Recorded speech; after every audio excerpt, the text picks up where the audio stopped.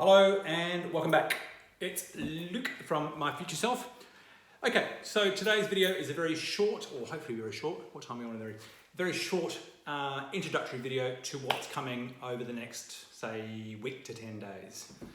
The subject du jour is sobriety and why long-term sobriety, like for a long time, like years, really sees the benefits paid handsomely if you manage to severely reduce your amount of alcohol or give it up completely.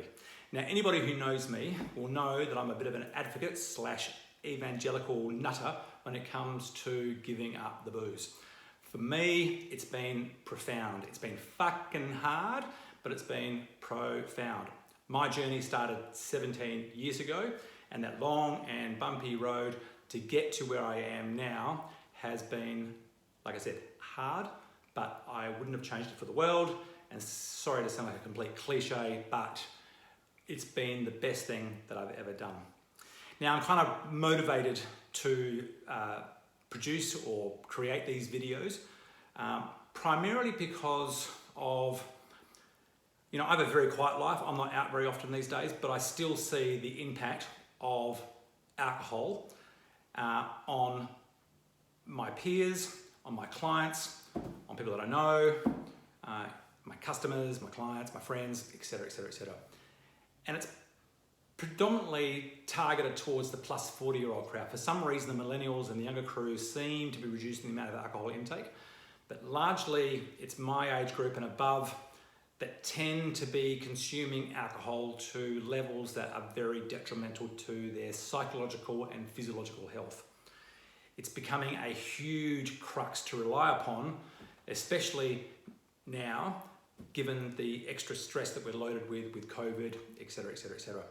The irony is that when things get tough, when we're under the pump, when we're tired, fatigued, stressed, angry, frustrated, stressed about work or family life, it's exactly those times where we should be actually taking care of ourselves. We should be prioritizing our sleep, our food, our nutrition. We should be looking at the things that are going to be destructive to our well-being, not sleeping properly, not eating properly, drinking too much alcohol, doing too many bongs. It's all those things that we tend to lean into. We lean into comfort and we avoid dealing with the reality of what's going on in our lives.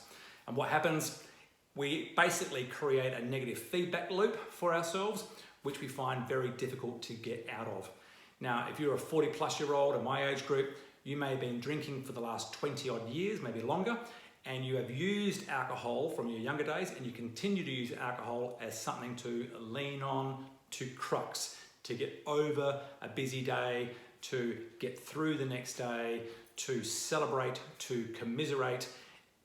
It's weird, if you think about it, that we poison ourselves when we are at our most weakest. So I'm being a bit over dramatic, but I'm just doing it for added effect. So, like me, if someone said to me 30, 20 years ago that I would be at the age of 54 that I am today, if I was going to be 30 kilos lighter, I'd be going to bed at 8 o'clock and getting up at 3:30. Yes, I know, weird. But happily and without an alarm clock. If they said that I was going to be happy, content, fulfilled, not really wanting much else in my life. I've got a fairly full life in my simplicity that I have at this point in time. I've, in effect, swapped all my destructive addictions, impulses and compulsives and cravings, and they have been kind of swapped, I guess, for habits, thinking and doing habits that propagate calm, you can tell calm, and physical and cognitive well-being. That all started from 17 years ago when I started the bumpy road to giving up alcohol. The ROI on alcohol, relinquishing alcohol from your life, never stops giving you benefits each and every day. And what I want to highlight in this video and also in the future videos is when we look at reducing our alcohol intake or giving up completely, we need to focus on what we're going to collect, what we're going to gain from that experience, not what we're losing. The first thing when people say I don't drink, the first thing I hear all the time is, oh, you're boring, blah, blah, blah, blah.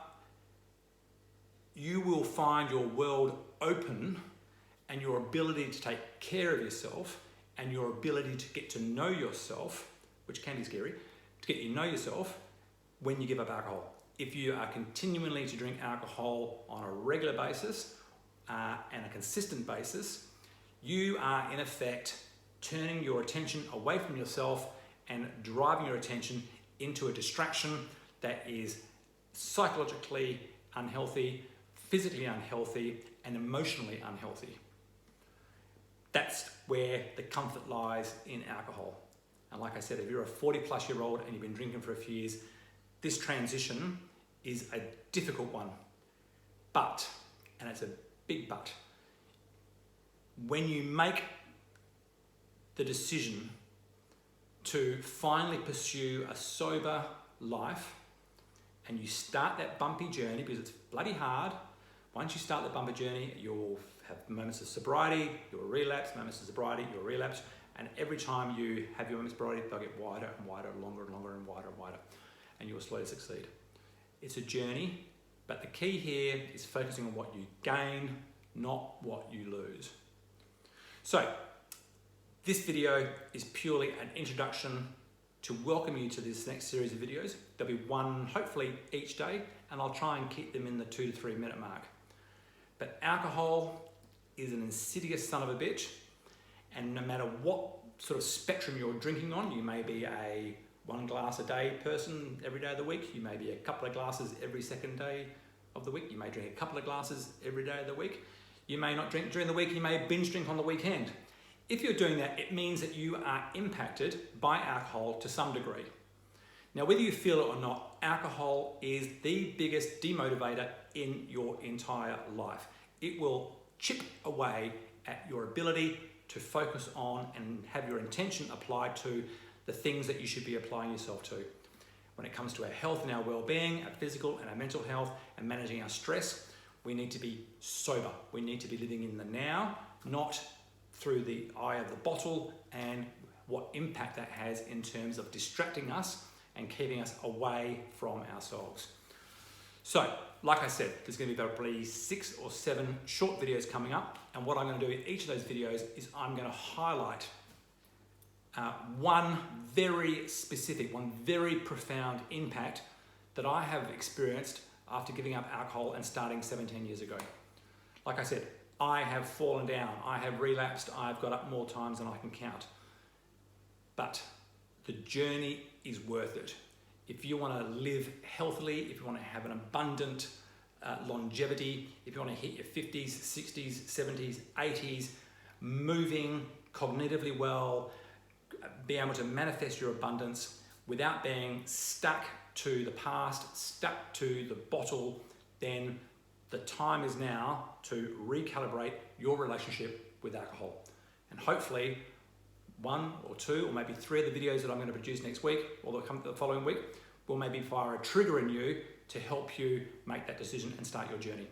If you need any help, advice, discussions, there's no charge. It's just if you need someone to talk to, I'm here. Email. I coach a lot of people talking about their addictions in terms of alcohol consumption, food addictions, blah, blah, blah, blah. It's not about charging money. It's about having an open, honest conversation about what strategies you can use to try and get better control of your life.